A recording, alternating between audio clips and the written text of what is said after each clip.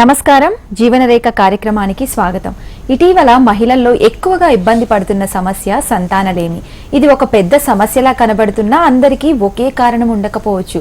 ఎక్కువ మంది మహిళల్లో సంతానలేమికి కారణమవుతున్న థైరాయిడ్, అధిక బరువు, పీసీఓడి, ఫాలోపియన్ ట్యూబ్స్ లో లోపాలు తదితర అంశాలపై మీ సందేహాలకు 49 సంతాన సాఫల్య కేంద్రం డాక్టర్ మౌనిక గారు మనతో ఉన్నారు. వారిని అడిగి మరిన్ని సందేహాలను నివృత్తి చేసుకుందాం.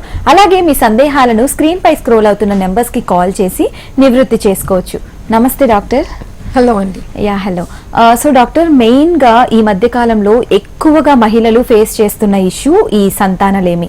సంతానలేమి అంటే ఇప్పుడు కొత్తగా ట్రీట్మెంట్స్ వచ్చాయి, లైక్ ఐవీఎఫ్ ద్వారా వాళ్ళు సంతానాన్ని పొందొచ్చు అని చెప్పి. సో అంటే ఈ ఐవీఎఫ్ గురించి కొంచెం బ్రీఫ్ ఎక్స్ప్లెనేషన్ మాకు ఇస్తారా? డెఫినెట్లీ అండి.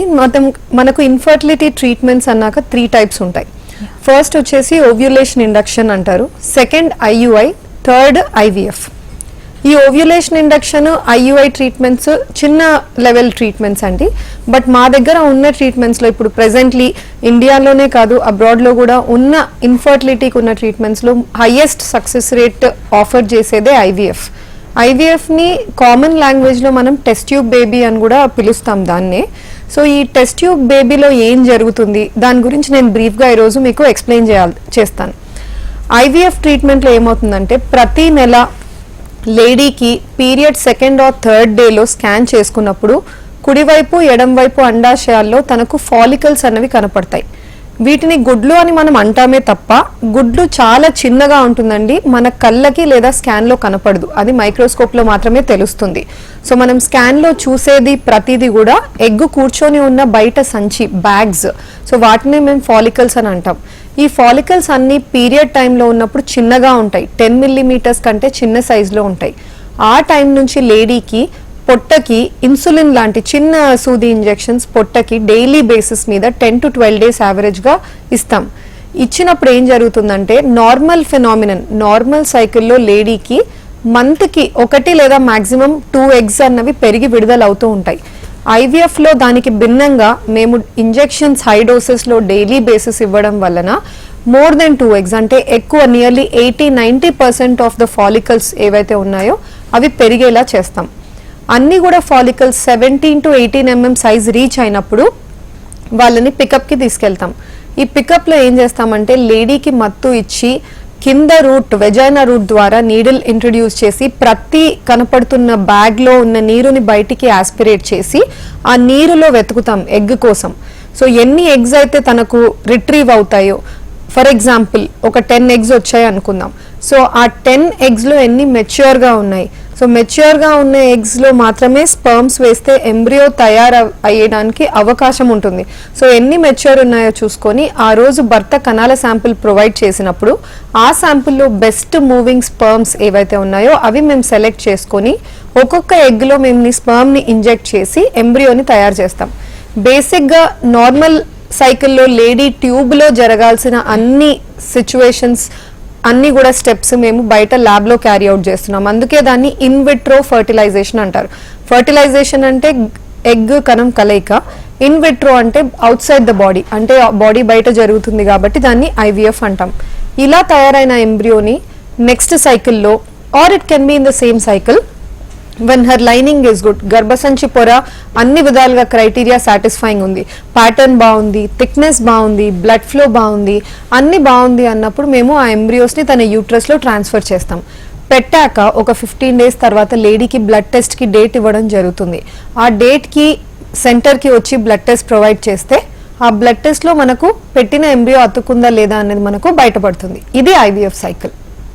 రైట్ డాక్టర్ గారు, కాలర్ ఉన్నారు గుంటూరు నుంచి కాలమ్మ గారు. సో వాళ్ళు, కాలమ్మ గారు మీ సమస్య చెప్పండి డాక్టర్ గారితో. హలో, నమస్తే అండి, చెప్పండి. మేడం మాకు ఒక 28 years మేడం. ఓకే అండి. మేడం 8 years అయింది మేడం. సారీ అండి. 28 years అవుతుంది మ్యారేజ్ అయ్యని అంటుంది. కాలమ్మ గారు చెప్పండి, వినిపిస్తుంది. మ్యారేజ్ 8 years అయింది మేడం. 8 years అవుతుంది. ఓకే అండి. మేము పిల్లలకి ట్రై చేస్తున్నాం మేడం. ఓకే అండి. వెళ్తే అంటే 2 months బ్యాక్ వెళ్తే మీకు ఎగ్ క్వాలిటీ లేదని చెప్పారు మేడం ఇక్కడ. ఓకే అండి, మీ భర్త కణాల పరీక్ష అవన్నీ బాగానే ఉన్నాయా అండి? అది రిపోర్ట్ చూపించాను మేడం. అంటే లాస్ట్ ఇయర్ చూసిన రిపోర్ట్ చూపిస్తే బాగా ఉందని చెప్పారు మేడం. మీకు ఎటువంటి ట్రీట్మెంట్స్ జరిగాయండి ఇంతవరకు? ఐయుఐ లాంటి ట్రీట్మెంట్స్ చేశారా? అదంతా ఏం లేదు మేడం. సర్జరీ మొత్తం జరిగింది. అదే మేడం వాటర్ బబుల్స్ కి నీటి బుడగల సమస్య ఉందంటున్నారా అండి మీకు? అవును మేడం. ఓకే అండి, ఇది నీటి బుడగల సమస్య అన్నది పీసీఓడి కొంచెం మేము నోటీస్ చేస్తుంది ఏంటంటే అండి, లిటిల్ ఓవర్ డయాగ్నోస్ అవుతుంది బయట. అంటే పొట్ట మీద నుంచి స్కాన్స్ ఎక్కువగా చేస్తారు చాలా సెంటర్స్లో, ఆర్ ఈవెన్ ఇన్ పెరిఫరీ టౌన్స్లో అంతా కూడా. అలా చేసినప్పుడు యాక్యురేట్ నెంబర్ ఆఫ్ ఫాలికల్స్ కనపడకపోవచ్చు. అండ్ చాలా మంది పాత క్రైటీరియా యూటిలైజ్ చేస్తున్నారు. అంటే 2013లో ఉన్న రోటర్డామ్ క్రైటీరియా ప్రకారము ఒక్కొక్క ఓవరీలో 12 కంటే ఎక్కువ గుడ్లు కనపడినా కూడా మేము పీసీఓడి అని చెప్పేవాళ్ళం అప్పట్లో. బట్ ఇప్పుడు స్కాన్స్ అన్ని కూడా లేటెస్ట్ టెక్నాలజీ అడ్వాన్స్డ్ ఉన్నాయి. సో క్లారిటీ హై రెజల్యూషన్స్ ఉన్నాయి కాబట్టి మనకి ఈచ్ ఓవరీలో 20 కంటే ఎక్కువ ఫాలికల్స్ కనపడితేనే మేము పీసీఓడి అన్న డయాగ్నోసిస్ స్కాన్లో ఇవ్వడం జరుగుతుంది. అండ్ దాంతోపాటు లేడీకి పీరియడ్స్ కరెక్ట్గా రాకుండా ఉండడం, లేదా ఫేస్ మీద ఎక్కువ హెయిర్ యాక్ని ఇవన్నీ ఉండడం, అప్పుడు మేము పీసీఓడి అన్న డయాగ్నోసిస్ ఇస్తాం. సో మీ కేసులో యాక్యురేట్గా నిజంగా పీసీఓడి ఉందా లేదా అనేది మీరు ఫస్ట్ చూసుకోవాలి. సెకండ్ వచ్చేసి క్వాలిటీ ఆఫ్ ది ఎగ్. నా క్వాలిటీ ఆఫ్ ఎగ్ని పూర్తిగా మనం స్కాన్ బ్లడ్ టెస్ట్ చూసి డిటర్మిన్ చేయలేమండి. బట్ ఆన్ ద కాంట్రరీ మనం ఏం చేస్తామంటే 2 ఎక్స్ట్రీమ్స్ ఉంటాయి. పీసీఓడి ఉన్న వాళ్ళలో ఎగ్స్ చాలా ఉన్నాయి, అయినప్పటికీ ఎగ్గు పెరుగుదల తీసుకురావడం కష్టం. విడుదలైన తర్వాత ఎగ్గు గోడ కూడా చాలా గట్టిగా ఉంటుంది. సో న్యాచురల్ సైకిల్లో స్పర్మ్ ఎగ్గు గోడను దాటుకొని లోపలికి వెళ్ళలేకపోతుందేమో, దానివల్ల క్వాలిటీ మీద కామెంట్స్ అవ్వచ్చు ఎగ్ గురించి. ఇంకొక ఎక్స్ట్రీమ్ ఏముంటుందంటే మీ ఎగ్ నెంబర్స్ పడిపోతున్నాయి ఇప్పుడు ఏజ్ ఎక్కువ అయ్యే కొద్దీ, లేదా సమ్ టైమ్స్ లేడీస్ పుట్టడం తక్కువ గుడ్లతో పుట్టచ్చు, వేగంగా గుడ్లు చనిపోతూ ఉండొచ్చు. వాళ్ళలో ఏజ్తో నంబరే కాకుండా క్వాలిటీ ఆఫ్ ఎగ్ కూడా పడిపోవడం స్టార్ట్ అవుతుంది. సో అందుకని పూర్తిగా క్వాలిటీని డిటర్మిన్ చేయడానికి ఈ టెస్ట్ ఉంది అని మనం చెప్పలేము. జస్ట్ రిజర్వ్ ఎలా ఉంది, మీ నంబర్ బాగానే ఉందా చూసుకోవాలి అంటే AMH యాంటీ ముల్లేరియన్ హార్మోన్ అని ఒక టెస్ట్ ఉంటుంది. పీసీఓడి వాళ్ళలో హై ఉంటుంది AMH వాల్యూ 6 పాయింట్ సంథింగ్, 8, 10, 11 ఇటువంటి నంబర్స్ రావచ్చు. నార్మల్ రేంజెస్ అయితే యూజువలీ 2 to 4 ఆ రేంజ్లో వస్తాయి. లేదు తగ్గిపోతున్నాయి గుడ్లు అన్నప్పుడు మనకు లెస్ దెన్ 2, 1 పాయింట్ సంథింగ్ లేదా లెస్ దెన్ 1.2 అటువంటి నంబర్స్ అనేవి రావడం జరుగుతుంది. రైట్ డాక్టర్ గారు, ఇందాక మీరు చెప్పినట్లు IVF గురించి మొత్తం అంతా ఎక్స్ప్లెయిన్ చేశారు. So what if IVF fails? ఒకవేళ IVF ఫెయిల్ అయితే సో వాటికి ఎలాంటి ప్రికాషన్స్ ఇస్తారు మీరు? సో ఇప్పుడు IVF సైకిల్ ఫెయిల్ అయింది అన్నప్పుడు అంటే ఎంబ్రియోస్ పెట్టుకున్నారు, ట్రాన్స్ఫర్ జరిగిన తర్వాత ఆ ఎంబ్రియోస్ అతుక్కోలేదు, బీటా HCG వాల్యూ అనేది నెగటివ్ వచ్చింది. వచ్చాక ఏమవుతుందంటే మనం ఫిక్స్లో ఉంటాం. 2 సినారియోస్ ఉండొచ్చండి. కొంతమందికి ఇంకా ఎక్స్ట్రా ఎంబ్రియోస్ ఉంటాయి ఫ్రీజింగ్లో. వాళ్ళు ఏం చేస్తారంటే మళ్ళీ పొరని తయారు చేసుకొని బేసిక్ టాబ్లెట్స్తో డైరెక్ట్గా మళ్ళీ సెకండ్ ట్రాన్స్ఫర్కి వెళ్ళిపోతారు. కానీ ఆన్ ద కాంట్రరీ వేరే కపుల్స్కి నెక్స్ట్ ట్రాన్స్ఫర్కి ఎంబ్రియోస్ ఉండకపోవచ్చు, అయిపోయి ఉండొచ్చు. అప్పుడు వాళ్ళు మళ్ళీ స్క్వేర్ 1కి వస్తారనమాట. రిపీట్ IVF సైకిల్ వెళ్లాల్సిన పరిస్థితి వస్తే బ్లైండ్గా మనం ప్రొసీడ్ అవ్వకుండా ఏ ఆస్పెక్ట్స్ మనం రీఅసెస్ చేసుకొని ఏ అంశాల్లో మనము మోడిఫికేషన్ చేసుకోవాలి మళ్ళీ ఇదే ప్రాబ్లం రిపీట్ అవ్వకుండా. సో ఇవి చూడాలి అంటే బ్రాడ్గా మేము 3 ఫ్యాక్టర్స్ చూసుకుంటాం. ఫస్ట్ ఏంటి అంటే పెట్టిన ఎంబ్రియో జెనెటిక్గా నార్మల్ ఉందా లేదా మనకు తెలియని విషయం, అది నెగటివ్ రావడానికి. సో ఎంబ్రియో ఆస్పెక్ట్ చూసుకోవాలి. సెకండ్ వచ్చేసి స్పర్మ్ ఫ్యాక్టర్. మనము ఏ స్పర్మ్ అయితే పిక్ చేసుకున్నామో ఎగ్లో ఇంజెక్ట్ చేయడానికి మెజారిటీ ఆఫ్ సెంటర్స్ ఏం చేస్తామంటే ప్రోగ్రెసివ్లీ మొటైల్ స్పర్మ్స్ అంటే ముందుకి కదులుతున్న కణాలని మేము పిక్ చేసుకొని వేస్తాం. బట్ ఎన్నో ముందుకు కదిలే కణాలు ఉండొచ్చు, వాటిలో ఏ కణం బాగుంది ఏ కణం బాగాలేదు, ఇంకా డీపర్ లెవెల్ వెళ్ళి సెలెక్షన్ చేసుకోవాలి అంటే స్పర్మ్ సెలెక్షన్ మెథడ్స్ అని ఉన్నాయి మనకి. Sperm DFI DNA fragmentation index అని ఒక టెస్ట్ ఉంటుంది. ప్రతి స్పర్మ్లో కూడా జెనెటిక్ మెటీరియల్లో బ్రేక్స్ తయారవుతాయి. బయట exposure to heat, environment, chemicals వీటన్నిటి వల్ల బ్రేక్స్ అన్నవి తయారవుతాయి. టెస్టిస్ బీజంలో ఉత్పత్తి అయ్యాక స్పర్మ్స్ బయట ఇజాక్యులేట్లో రావడానికి నియర్లీ 60-70 డేస్ పడుతుంది. సో ఆ టైంలో ఎన్నో బ్రేక్స్ అన్నవి అక్యుములేట్ అవుతూ ఉంటాయి. ఒక పర్సన్కి ఆ DNA బ్రేక్స్ మరీ హైలో ఉంటే మేబీ ఆ రీజన్ కూడా అయి ఉండొచ్చు ఎంబ్రియో ఇంప్లాంట్ అవ్వకపోవడానికి లేదా ఫెయిల్ అవ్వడానికి. అందుకని ఈ DFI టెస్ట్ చేసుకొని if it is fair or good levels ఉంటే ప్రాబ్లం లేదండి. బట్ హై ఉంది DNA ఫ్రాగ్మెంటేషన్ అని వస్తే మాత్రము మీరు స్పర్మ్ సెలెక్షన్ మెథడ్స్ని ఇన్కార్పొరేట్ చేసుకొని మ్యాక్స్, మైక్రోఫ్లూయిడిక్స్ ఇట్లా చాలా ఉంటాయండి. సో మీ క్లినిషియన్తో మీరు మాట్లాడుకొని అది కూడా ఇన్కార్పొరేట్ చేసుకొని స్పర్మ్ సెలెక్షన్ చేసుకోగలిగితే మేబీ రిజల్ట్స్ ఇంప్రూవ్డ్గా ఉండొచ్చు. ఇది సెకండ్ ఫ్యాక్టర్. థర్డ్ మనం చూసేది యూట్రస్. సో డెఫినెట్లీ మనం మర్చిపోకుండా ఉండాల్సింది ఏంటంటే గర్భసంచి కాన్స్టెంట్.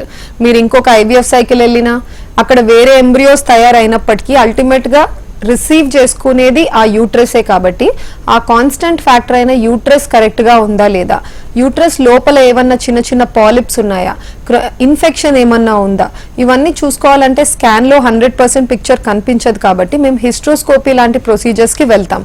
సో వెళ్ళి లోపల అసెస్ చేసుకొని ఏమైనా చిన్న చిన్న ప్రాబ్లమ్స్ ఉంటే దాన్ని కరెక్ట్ చేసుకొని then we can attempt the next IVF cycle. ఇంకొక సినారియో ఉంటుందండి, RIF, రికరెంట్ ఇంప్లాంటేషన్ ఫెయిల్యూర్స్ అంటాం. ఈ రికరెంట్ ఇంప్లాంటేషన్ ఫెయిల్యూర్స్లో more than 2 to 3 transfers fail అయి ఉంటాయి. అండ్ 4 గుడ్ క్వాలిటీ ఎంబ్రియోస్, ఈ స్పాన్ ఆఫ్ 2-3 ట్రాన్స్ఫర్స్లో 4 గుడ్ క్వాలిటీ ఎంబ్రియోస్ పెట్టి కూడా వాళ్ళకి ఎక్కడ కూడా పాజిటివ్ న్యూస్ అన్నది రాలేదు. సో ఇటువంటి కేసెస్లో కూడా మనము ఇవన్నీ ఫ్యాక్టర్స్ రీఅసెస్ చేసుకోవాలి. And another extra test that we can do is ఎరా. యూట్రస్ లైనింగ్ ని కూడా పంపిస్తాం మనం టెస్టింగ్ కి. వాటిలో జీన్స్ ఎలా ఉన్నాయి, ఎంబ్రియో అతుక్కోవడానికి ఫేవరబుల్ గా ఉన్నాయా లేదా, లేదా ఎంబ్రియోని కూడా మనం టెస్ట్ చేసుకొని ట్రాన్స్ఫర్ చేసుకోవాలా, PGT మెథడ్స్. సో ఇట్లా ఇంకా వెళ్తే చాలా చాలా డీపర్ టెస్ట్ ఉంటాయండి. బట్ అందరికీ ఇవి అవసరం లేదు. ఓన్లీ సెలెక్టెడ్ కేసెస్ లో ఎవరికైతే ఇవి అవసరమో అవి ఇన్కార్పొరేట్ చేసి ట్రీట్మెంట్ సైకిల్ అనేది చేస్తాం. సో హైదరాబాద్ నుంచి సరిత గారు కాలర్ ఉన్నారు. సో సరిత గారు, డాక్టర్ ఉన్నారు, చెప్పండి మీ సమస్య ఏంటి? మేడం మ్యారేజ్ అయ్యి 4 years అవుతుంది. ఓకే అండి. ఇంకా పిల్లలు లేరు. యూనికార్నియల్ యూట్రస్ ఉందని చెప్పారు మేడం. ఓకే అండి. యూనికార్నుయేట్ యూట్రస్ ఉందన్నారా అండి మీకు? అవును మేడం. అవును మేడం. ఓకే సరే అండి. ఇప్పుడు గర్భసంచి అన్నవి, సారీ చెప్పండి, పుడతారా లేదా అని డౌట్ మేడం. అదే అర్థమైందండి. ఇప్పుడు గర్భసంచి బేబీగా ఉన్నప్పుడు అంటే మన పేరెంట్స్ మదర్స్ వూంబ్ లో ఉన్నప్పుడే మన గర్భసంచి అన్నది ఫామ్ అవుతుంది. బేబీ వూంబ్ లో ఉన్నప్పుడు 2 ట్యూబ్స్ లా ఉంటాయండి, పారామీసోనెఫ్రిక్ డక్స్ అంటాము. ఆ 2 డక్స్ కూడా యునైట్ అయ్యి మనకు గర్భసంచి అన్నది ఫామ్ అవుతుంది. అండ్ ఆల్సో 2 వైపులా ట్యూబ్స్ ఫామ్ అవుతాయి. అండాశయాలు వేరే ఆరిజిన్ ఉంటుంది. సో ఇప్పుడు ఈ యూనికార్నుయేట్ యూట్రస్ లో ఏమవుతుందంటే ఈ 2 పారామీసోనెఫ్రిక్ డక్ట్ లో ఒకటి మనకు పూర్తిగా డెవలప్ అవ్వలేదు, అట్రిటిక్ అయిపోయింది. సో ఒక్కటి మాత్రమే డెవలప్మెంట్ కి పాల్గొనింది. మీకు ఎలా ఉంటుందంటే యూట్రస్ ఒరిజినల్ సైజ్ కంటే హాఫ్ డైమెన్షన్ లో ఉంటుంది, ఎందుకంటే ఒక్క హాఫే డెవలప్ అయింది కాబట్టి. అండ్ ఆ సైడ్ ట్యూబ్ ఒక్కటే ఉంటుంది. మీకు నిజంగా యూనికార్నుయేట్ యూట్రస్ ఉందా లేదా మీరు క్రాస్ చెక్ చేసుకోవాలి, కన్ఫర్మ్ చేసుకోవాలి. అసలు మీకు ఎలా చెప్పారు దీన్ని అంటే, కొంతమందికి HSGలో బయటపడుతుంది, అంటే ట్యూబ్ టెస్ట్ చేసి ఎక్స్రే తీసినప్పుడు ఒక సైడ్ ట్యూబే డిలీనియేట్ అవుతుంది. అండ్ క్యావిటీ కూడా చాలా సన్నగా ట్యూబ్ లాగా ఉంటుందండి, మంచిగా ట్రయాంగిల్ లాగా ఉండదు. అండ్ ఇంకొకటి 3D స్కాన్ అని ఉంటుంది. సో ఈ 3D స్కాన్లో కూడా మనకు యూట్రస్ యూనికార్నుయేట్ ఉందా లేదా, ఏమన్నా బై బర్త్ గర్భసంచుల అబ్నార్మాలిటీస్ ఉన్నాయా అన్నది తెలుస్తుంది. Next coming to your question, unicornuate యూట్రస్తో ప్రెగ్నెన్సీ అన్నది కుదురుతుందా? డెఫినెట్లీ అండి. ఇంతవరకు ఏ బుక్ కానీ ఏ గైడ్ లైన్స్ కానీ ఇంత సైజ్ యూట్రస్ ఉంటేనే ప్రెగ్నెన్సీ వస్తుంది, ఇంత హైట్, ఇంత లెంత్, ఇంత విడ్త్ ఉండాలి అని we do not have dimensions అండి. ఇంత ఉంటే చిన్నది, ఇంత ఉంటే కరెక్ట్ సైజ్ అన్నది అయితే nobody has a clue. Because miracles ఫామ్లో ఈవెన్ చిన్న సైజ్ యూట్రస్లో కూడా మేము హెల్తీ ప్రెగ్నెన్సీస్ అవ్వడం చూసాం. కాబట్టి మీ యూనికార్నుయేట్ యూట్రస్లో కూడా డెఫినెట్లీ ప్రెగ్నెన్సీ కుదురుతుంది. కానీ కొన్ని రిస్క్ ఫ్యాక్టర్స్ ఉంటాయి. ఫస్ట్ ఏంటి అంటే యూనికార్నుయేట్లో మీకు ఏ సైడ్ ఫామ్ అయిందో, రైటో లెఫ్టో, మీకు ఆ సైడ్ మాత్రమే ట్యూబ్ ఉంటుంది కాబట్టి ఆ సైడ్ అండాశయంలో ఎగ్ రిలీజ్ అయిన సైకిల్స్లో మాత్రమే మీరు ప్రెగ్నెన్సీకి ట్రై చేయడానికి కుదురుతుంది. సెకండ్ వచ్చేసి బై ఛాన్స్ మీరు ప్రెగ్నెంట్ అయిన తర్వాత కూడా చాలా కేర్ఫుల్గా దాన్ని మానిటర్ చేసుకోవాలి. యూనికార్నుయేట్ యూట్రస్లో volume of the endometrial cavity, లోపల స్పేస్ తక్కువగా ఉండడం వల్ల మిస్క్యారేజ్ రిస్క్, టైంకి ముందే మీరు లేబర్లోకి వెళ్ళిపోవడం, టైంకి ముందే డెలివరీకి వెళ్ళిపోవడం, ఈ రిస్క్, బేబీ అడిక్వేట్ సైజ్ పెరగలేకపోవడము, లేదా బేబీకి adequate amount of blood reach అవ్వకపోవడము త్రూ మాయా. సో ఇవన్నీ చిన్న చిన్న ప్రాబ్లమ్స్ ఉండొచ్చు. బట్ ఈ రిస్క్ ఫ్యాక్టర్స్తో యూనికార్నుయేట్ యూట్రస్తో డెఫినెట్గా ప్రెగ్నెన్సీస్ అండ్ లేబర్ చూసామండి. మీరు ఏం చేస్తారంటే మీరు క్లినిషియన్తో మీ యూట్రస్ డైమెన్షన్స్ ఏంటి, వాల్యూమ్ ఎలా ఉంది, 3D క్యావిటీలో ఎండోమెట్రియల్ క్యావిటీ వాల్యూమ్ ఎలా ఉంది, ఇవి చూసుకొని డెఫినెట్గా మీరు ట్రీట్మెంట్కి ముందుకు వెళ్ళొచ్చు. సో డాక్టర్, ఇక్కడ ఐవీఎఫ్ ఫెయిల్ అయిన పేషెంట్స్ ఎవరైతే ఉన్నారో వాళ్ళకి ఏమైనా హెల్త్ ఇష్యూస్ వచ్చే అవకాశాలు ఉన్నాయా? సో దే ఆస్క్ అండి, ఇప్పుడు ఐవీఎఫ్లో మేము ఎన్నెన్నో టాబ్లెట్స్ పెట్టి బ్లడ్ టెస్ట్కి పిలుస్తాము ఎంబ్రియో అతుక్కుందా లేదా చూడడానికి.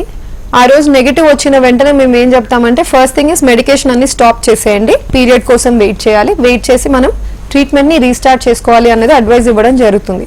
సో చాలా మంది అడుగుతారు ఈ క్వశ్చన్ ఏంటి అంటే, ఇప్పుడు ఇన్ని టాబ్లెట్స్ వాడాం కదండి, దానివల్ల నాకు లాంగ్ టర్మ్ ఏమన్నా హెల్త్ మీద కాన్సిక్వెన్సెస్ ఉంటాయా అన్నది అడుగుతారండి. బట్ మనం ఇచ్చే మెడికేషన్స్ అన్ని కూడా మెజారిటీ ఆఫ్ దెమ్ అవి హార్మోన్స్ అనమాట. ప్రొజెస్ట్రాన్ అన్న హార్మోన్ సపోర్ట్ చేయడానికి. ఈ ప్రొజెస్ట్రాన్ అన్న హార్మోన్కి హాఫ్ లైఫ్ చాలా తక్కువ ఉంటుంది. బాడీలో ఎంత టైం వరకు ఒక టాబ్లెట్ లేదా డ్రగ్ మన బాడీలో తీసుకున్నాక ఉంటుంది అన్నది సైంటిఫిక్గా కనుక్కొని దాన్ని హాఫ్ లేదా హాఫ్ లైఫ్ అని అంటారు ప్రతి డ్రగ్కి. ఒక డోలో టాబ్లెట్కి ఒక హాఫ్ లైఫ్ ఉండొచ్చు, వేరే క్రోసిన్ టాబ్లెట్కి ఒకటి ఉండొచ్చు, సెట్రజిన్కి ఒకటి ఉండొచ్చు. సో అట్లా డిఫరెంట్ పెయిన్ కిల్లర్స్ చూసినట్టయితే ఎంతోమంది చెప్తారు పెయిన్ కిల్లర్స్ ఎక్కువ మీరు వాడుతూ ఉండకండి, కిడ్నీ ఫెయిల్ అవుతుంది లేదా లివర్ ప్రాబ్లమ్స్ వస్తాయి అని అంటారు. ఎందుకంటే కొన్ని టాబ్లెట్స్కి హాఫ్ లైఫ్ ఎక్కువ ఉంటుంది అండ్ అవి వెళ్ళి డిపాజిట్ కూడా అవుతుంటాయి మన విజరల్ ఆర్గాన్స్లో, లివర్ లేదా కిడ్నీలో. అండ్ లాంగ్ టర్మ్ యూస్ చేసినప్పుడు వాటి ఫంక్షన్స్ దెబ్బతీయచ్చు. బట్ మేము ఇచ్చే మెడికేషన్స్ అన్ని హాఫ్ లైఫ్ చాలా తక్కువ ఉంటాయి, with in a matter of hours wash out అయిపోతాయి బాడీ నుంచి. అందువల్ల ఐవీఎఫ్ ట్రీట్మెంట్ కానీ వాటిలో వాడే మెడికేషన్స్ వల్ల కానీ ఎటువంటి లాంగ్ టర్మ్ సైడ్ ఎఫెక్ట్స్ అన్నవి ఉండవు. సో డాక్టర్, ఇక్కడ ఫెయిల్ అయిన తర్వాత ఈ ఐవీఎఫ్ ఎంత గ్యాప్లో మళ్ళీ ఇంకా నెక్స్ట్ ట్రీట్మెంట్ తీసుకోవచ్చు? There is nothing like that అండి. అంటే 1 month ఇవ్వాలి లేదా ఫ్యూ మంత్స్ గ్యాప్ ఇవ్వాలని అవసరమే లేదు. బర్త్ స్పేసింగ్ అంటే డెలివరీ అయిన తర్వాత లేదా మిస్క్యారేజ్ అయిన తర్వాత ఎందుకు మేము గ్యాప్ ఇవ్వమంటాము అంటే, లేడీ బాడీ నుంచి విటమిన్స్ న్యూట్రియంట్స్ అన్ని డ్రైన్ అయ్యి ఉంటాయి. డెలివరీ అయిన లేడీ ఎంటైర్ 9 months బేబీకి కూడా బ్లడ్, కాల్షియం అన్ని కూడా న్యూట్రియంట్స్ కాంట్రిబ్యూట్ చేయడం వల్ల వీక్ అయిపోయి ఉంటుంది. గర్భసంచి కూడా అంత స్ట్రెస్ తీసుకోలేదు ఆఫ్ అన్ అదర్ ప్రెగ్నెన్సీ ఇమీడియట్గా, అందుకని గ్యాప్ తీసుకోమంటాం. బట్ ఐవీఎఫ్ ఫెయిల్ అయినప్పుడు ఏమవుతుందంటే within a matter of few days or weeks మన body is back to normal అనమాట. You will feel absolutely normal. So అందుకని ఇమీడియట్ వెళ్ళొచ్చు. అయినప్పటికీ మేము 1 month గ్యాప్ ఎక్కువగా ఇస్తాము. అది ఎందుకు అంటే వాళ్ళు మెంటలీ, ఇమోషనలీ, ఫైనాన్షియలీ ప్రతి ఆస్పెక్ట్లో they have to again restore themselves. కాబట్టి ఆ టైం పీరియడ్ ఇచ్చి అండ్ ఆ టైంలో కూర్చొని ఒక 2-3 సిట్టింగ్స్లో మేము డిస్కస్ చేసుకుంటాం. అంటే నెక్స్ట్ ఎలా ప్లాన్ చేద్దాం, లాస్ట్ టైం ఇది రిపీట్ అవ్వకుండా మనం ఏదైనా ఎక్స్ట్రా మెడికేషన్స్ చేంజెస్ లేదా ప్రోటోకాల్లో మార్పులు, ఇంజెక్షన్స్లో మార్పులు, ఏవైనా ఎక్స్ట్రా టెస్ట్ చేసి నెక్స్ట్ స్టిమ్యులేషన్ ప్లాన్ చేస్తే బెటరా. సో ఇవన్నీ 2-3 సిట్టింగ్స్లో మాట్లాడుకొని డిసైడ్ చేసుకొని ప్లాన్ కన్ఫర్మ్ చేసుకున్న తర్వాత we start in the next cycle. So ఇక్కడ ఇన్ఫర్టిలిటీస్కి సర్జరీ చేసే అవకాశాలు ఏమైనా ఉన్నాయంటారా? ఇంచుమించు మాకు ఓపీలో వచ్చే 50-60% ఆఫ్ ద కేసెస్లో ఏదో ఒక పాయింట్ ఆఫ్ టైంలో వాళ్ళకు ఒక సర్జరీ జరిగి ఉంటుంది. ఎక్కువగా మేము చేసే surgeries in relation to infertility 2 surgeries అండి. ఒకటి లాపరోస్కోపీ, ఇంకొకటి హిస్ట్రోస్కోపీ. అండ్ ఎక్కువగా ఈ 2 కూడా ఒకే సిట్టింగ్లో జరగడం జరుగుతుంది. దాన్ని డయాగ్నోస్టిక్ హిస్ట్రోలాపరోస్కోపీ అని కూడా అంటాం. లాపరోస్కోపీ అంటే పైన పొట్ట మీద చిన్న చిన్న incisions, less than 1 centimeter size incisions వేసి కెమెరా పెట్టి యూట్రస్ని, ట్యూబ్స్ని, ఓవరీస్ని డైరెక్ట్గా అండర్ విజన్ చూడడం. హిస్ట్రోస్కోపీ అంటే యూట్రస్ గర్భసంచి మూతి ద్వారా కెమెరాని ఇన్సర్ట్ చేసి యూట్రస్ లోపల ఎలా ఉంది అన్నది చూడడం. దాన్ని హిస్ట్రోస్కోపీ అంటారు. నేను అన్నట్టు ఎవరికైతే ఐవీఎఫ్ ఫెయిల్ అయ్యాయి లేదా వేరే రీజన్స్ ఉంటాయి లైక్ పీసీఓడి మ్యారేజ్ అయ్యి జస్ట్ 1-2 years అవుతుంది, టాబ్లెట్స్తో ట్రై చేసినప్పటికీ లేదా ఇంజెక్షన్స్ ఇస్తూ కూడా వాళ్ళకి ఎగ్ గ్రోత్ తీసుకురాలేకపోతున్నారు, చాలా రెసిస్టెంట్గా ఉంది పీసీఓడి. సో అటువంటి కేసెస్ లాప్రోస్కోపిక్ ఓవేరియన్ డ్రిల్లింగ్ అనే ఆప్షన్ వెళ్తారు, లైక్ 3rd line ట్రీట్మెంట్. అన్ని ఫెయిల్ అయ్యాక డైట్ హెల్ప్ అవ్వట్లేదు, ఎక్సర్సైజ్, వెయిట్ లాస్ హెల్ప్ అవ్వట్లేదు, డ్రగ్స్, ఇంజెక్షన్స్ కూడా హెల్ప్ అవ్వట్లేదు ఒక ఎగ్ పెరుగుదల తీసుకురావడానికి, అప్పుడు ఈ ఓవేరియన్ డ్రిల్లింగ్ వెళ్తాం. లాప్రోస్కోపీ ద్వారా కెమెరాని ఇన్సర్ట్ చేసి అడిషనల్ ఇన్స్ట్రుమెంటేషన్ కూడా ఇన్సర్ట్ చేసి ఈచ్ ఓవరీలో మేము 3 to 4 హోల్స్ని లేజర్ ఎనర్జీతో డ్రిల్ చేస్తాం. ఇలా డ్రిల్ చేసినప్పుడు లోకల్గా ఆండ్రోజెనిక్ ఎన్వైర్న్మెంట్ అంటే మేల్ హార్మోన్ లెవెల్స్ హయ్యర్ ఉంటాయి వీళ్ళలో, పీసీఓడి వాళ్ళు. సో అవి తగ్గించడం వల్ల నెక్స్ట్ సైకిల్ కాన్సిక్వెంట్ సైకిల్లో ఇంప్రూవ్మెంట్ ఉంటుంది. మేము ఇచ్చే మెడిసిన్స్ వల్ల ఫాలికల్ వచ్చే అవకాశాలు గ్రేట్లీ మ్యాక్సిమైజ్ అవుతాయి. సో ఈ కేసులో కూడా లాప్రోస్కోపీ హెల్ప్ అవుతుంది in relation to infertility. And in other places we use it for endometriosis. గర్భసంచి పొర వెళ్ళి బయట ట్యూబ్స్ మీద, ఓవరీస్ మీద, పేగుల మీద అంతా కూర్చొని ఉండి అతుకులు చేరుకొని ఉంటాయి. అందుకని ట్యూబ్ కరెక్ట్గా ఓవరీ మీద కూర్చొని ఉండకపోవచ్చు, రిలేషన్షిప్ పూర్తిగా డిస్ట్రాయ్ అయి ఉండొచ్చు.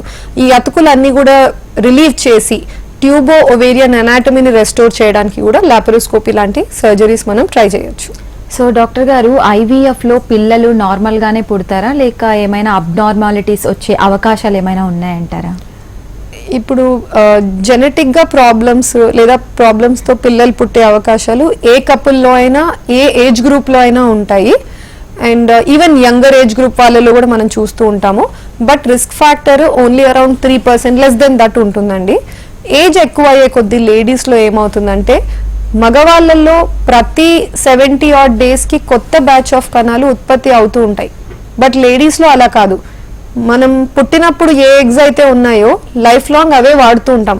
మన స్కిన్లో ఎలా అయితే మార్పులు ఉంటాయో, మన హార్ట్ ఎలా అయితే వీక్ అవుతుందో విత్ ఏజ్, మన మజిల్స్, బోన్స్, అలానే ఎగ్స్ కూడా ఏజ్ అవుతున్నాయి.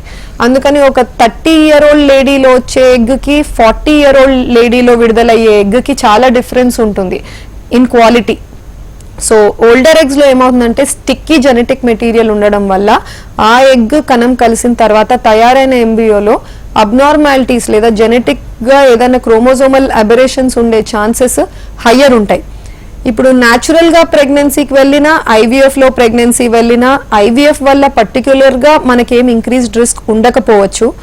అయినప్పటికీ మార్జినల్గా మనం స్టడీస్ చేస్తే కూడా ఐవీఎఫ్లో స్లైట్గా మిస్క్యారేజెస్ ఎక్కువ చూడడం లేదా మేబీ ప్రాబ్లమ్స్తో ఏమన్నా పిల్లలు పుట్టడం, ఇవన్నీ మార్జినలీ ఎక్కువ ఉండొచ్చు అండి. ఇవి ఎందుకు అంటే ఎక్కువగా 35+ లేడీస్ ఐవీఎఫ్కి వెళ్తూ ఉంటారు.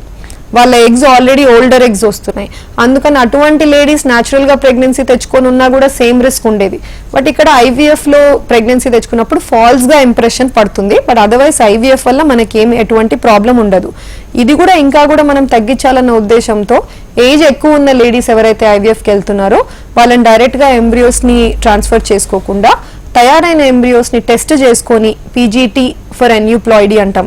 సో టెస్ట్ చేసుకొని క్రోమోజోమల్ నంబర్ నార్మల్ ఉందా లేదా చూసుకున్న తర్వాతనే ట్రాన్స్ఫర్కి వెళ్ళడం అడ్వైజబుల్.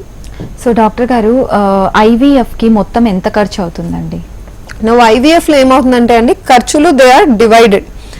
మెజారిటీ ఆఫ్ బల్క్లో కాస్ట్ ఫ్యాక్టర్ ఎక్కడ పడుతుంది అంటే మెడికేషన్స్ వల్ల. సో మెడికేషన్స్ నేను ఏవైతే రోజు ఇంజెక్షన్స్ ఇస్తున్నాం అంటున్నానో ఈ గొనాడోట్రోపిన్స్ అంటాం వాటిని. గొనాడోట్రోపిన్స్ ఒక టైంలో యూరినరీ ప్రిపరేషన్స్ ఉండేవి. లేడీస్ పెద్దవాళ్ళు 40+, 50+లో పీరియడ్స్ పూర్తిగా ఆగిపోయిన లేడీస్లో వాళ్ళ యూరిన్లో ఈ గొనాడోట్రోపిన్ లెవెల్స్ చాలా హైగా ఉండేవి కాబట్టి ఆ యూరిన్ నుంచి తయారు చేసేవాళ్ళు.